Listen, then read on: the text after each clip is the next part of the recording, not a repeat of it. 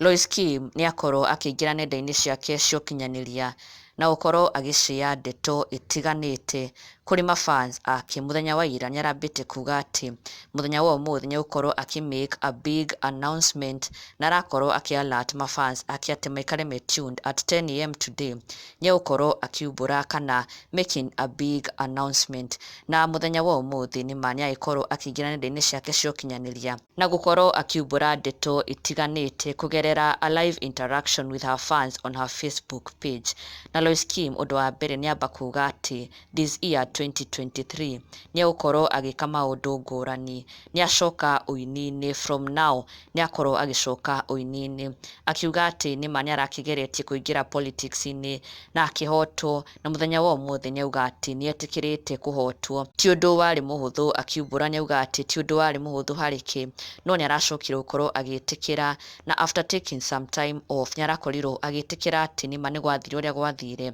Na mũthenya wa ũmũthĩ nĩakorwo release statement atĩ she's making a comeback to music, nĩaracokerera ũini-inĩ. Loise akiuga atĩ mĩaka mĩingĩ mũno akoretwo akĩina, nĩakoretwo ũini-inĩ, na in fact ona mafans ake hakuhĩ othe mamũĩ kũgerera ũini wake, na koguo ndegũteyanĩria ũini wake. She's officially making a comeback to music. Kuma mũthenya wa ũmũthĩ nĩacoka ũini-inĩ. Nĩongerera na kuga atĩ maũndũ mamwe mahapenaga mĩtũrĩre-inĩ itũ, they are meant to encourage us. Like for her nĩakorwo agĩtanja kĩhiko gĩake, ũrĩa akorirwo akĩgerera ihinda iritũ kĩhiko-inĩ gĩake, na so many people termed her as the evil one in that marriage, na rĩarĩ ihinda iritũ mũno, no ke ndakuire ngoro. She kept going on ona hĩndĩ ĩrĩa arakorirwo lose gĩthurano-inĩ kĩa women rep Kiambu, she still did not give up. Na mũthenya wa ũmũthĩ she is testimony atĩ she never gave up, na nĩacoka ũini-inĩ. From today onwards she is officially back in music,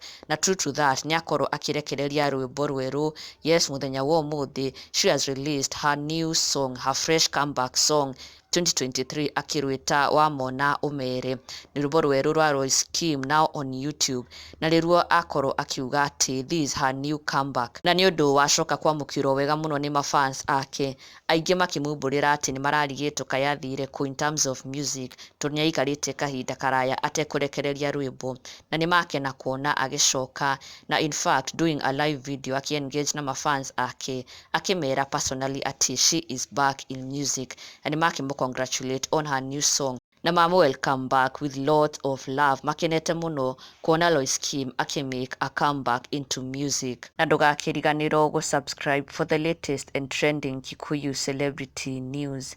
Never miss an update. Subscribe now.